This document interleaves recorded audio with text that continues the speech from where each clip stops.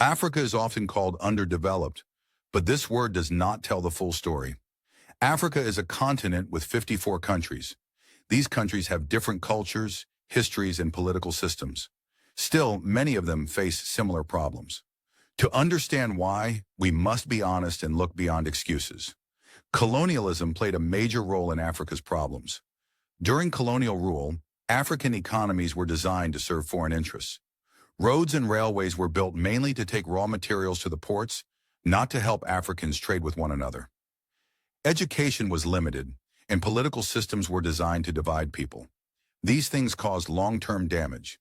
However, colonialism alone cannot explain Africa's situation today. Independence came many decades ago. Other countries that were also colonized, especially in Asia, used their independence to build strong economies. This shows that while colonialism created problems, what leaders did after independence matters just as much. One of Africa's biggest challenges is weak leadership systems and institutions. Development does not come from speeches or promises. It comes from strong laws, fair courts, stable policies, and leaders who are held accountable. In many African countries, loyalty is rewarded more than competence. Corruption takes money away from schools, hospitals, and infrastructure. Governments change policies too often, making investors afraid to commit long-term. This does not mean African leaders are not intelligent. The problem is that many political systems reward staying in power rather than serving the people. Another major issue is dependence on natural resources.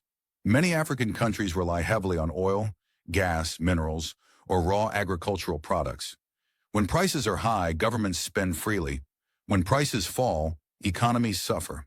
This dependence encourages corruption and discourages investment in manufacturing, technology, and value-added industries.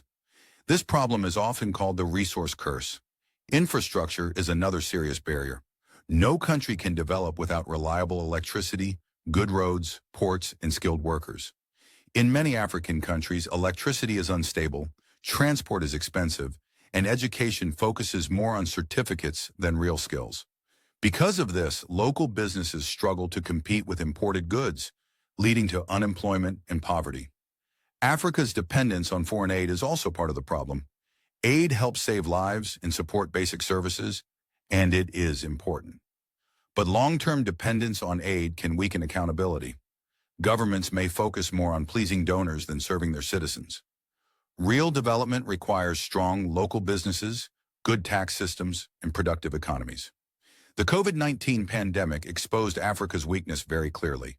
When vaccines became available, rich countries prioritized their own people. Africa, which imports most of its vaccines, was left behind. This showed a painful truth. In a global crisis, every country puts itself first. Africa's inability to produce vaccines is not because Africans lack intelligence or talent. It is because of weak industrial capacity. Vaccine production needs laboratories, skilled scientists, strong regulation, reliable electricity, and long-term planning. In conclusion, Africa's challenges are serious, but they are not destiny. Colonialism explains part of the problem, but it cannot excuse decades of poor leadership, weak institutions, and missed opportunities. Development is a choice. Africa must move from blaming history to building capacity. The future will not be given, it must be deliberately built. If you found this message useful, please like, share, and subscribe. Your support helps spread important conversations like this. Thank you for listening.